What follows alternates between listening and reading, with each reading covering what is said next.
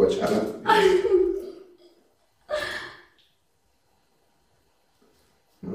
De van szép mosolyom is.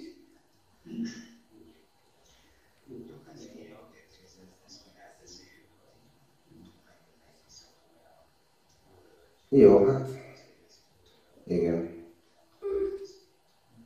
Jó. Jó, rendben. Üdvözlöm, jó napot! Üdvözlöm. 11 órás, ugye? Igen, jó napot kívánok! Milyen? Várjam el.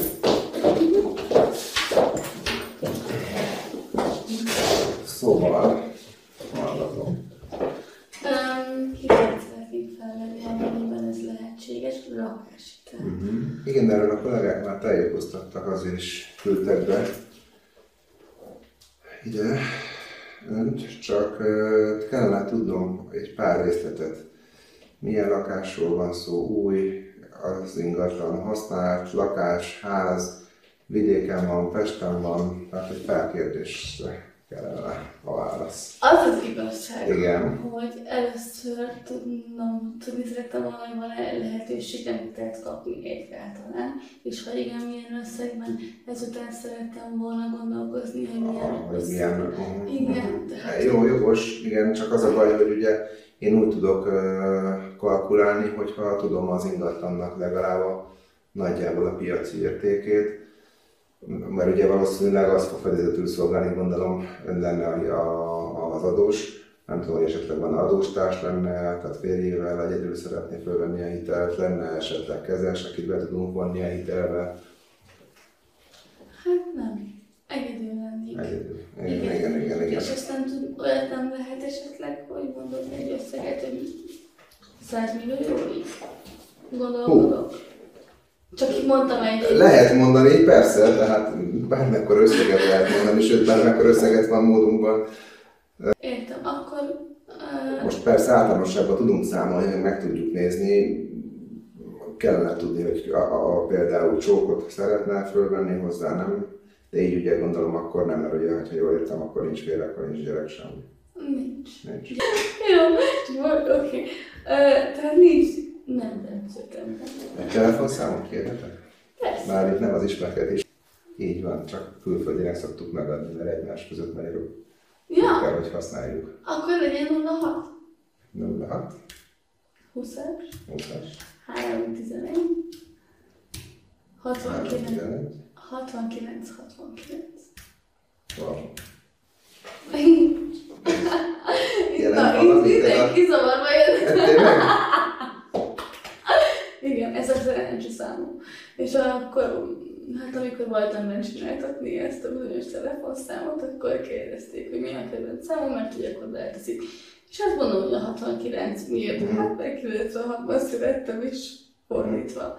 Így ez a hivatalos válaszom. És nem hivatalos? Mert szeretem a számot. Egyéb oka nincs. Van, de lehet, hogy nem egybanba kéne ezt. Hát még nincs. Nem. Most már úgy néz ki, hogy...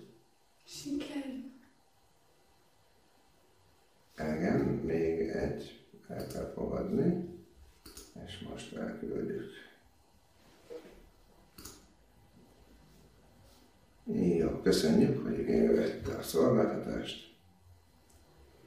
Jó, hát várunk. Elvileg hamarosan választ fogunk kapni. És ezt most ezt így megtudom? Hogy ma eredmény születik-e, abban nem vagyok biztos, de hogy az első körben, az első körön túljutottunk, az első szűrési feltételeken, az hamarosan ki fog derülni. Értem. Nem esem már? Egy pár perc szerintem is meg fog érkezni.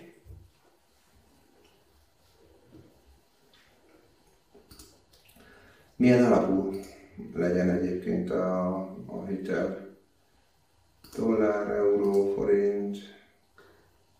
Hát ugye itt nyilván attól is függ, hogy az a forint, amit ugye beszéltünk, az előbb ez a fizetés, ez forintba érkezik, euróba érkezik? Forintban. Forintba. Okay. Milyen forintról beszéltünk eddig? Én forintra gondoltam, hogy 2000 forint. De teljesen állja a helyét. Csak ugye Valaki jobban szereti mondjuk egy biztosabb euróhitelt, ugye ott nincs akkora ingadozás, viszont a forint hitelnek ugye a Magyar Nemzeti Bank áll mögötte, tehát ugye egyesek abba bíznak jobban. Én szerintem maradjunk a forintnál, nem gondolom az ingatlan is Magyarországon lesz mindenféleképpen, ugye? De szerintem igen. Már hív is a fel a probléma, nagyon magas az összeg és nagyon kicsi az igazolható jövedelem. És még igazából konkrét ingatlan sincs kinézve.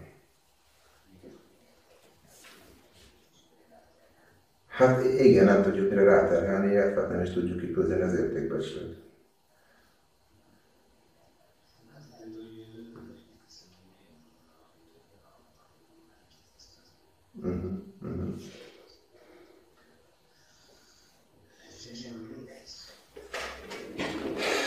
Öndrész az mennyi lenne? Körülbelül. Hát örököltem 2 millió forint. Ott. 2 millió forint. 50. Köszönöm, szervusz. Amire számítottam, ez így első körülön biztos, hogy nem fog menni.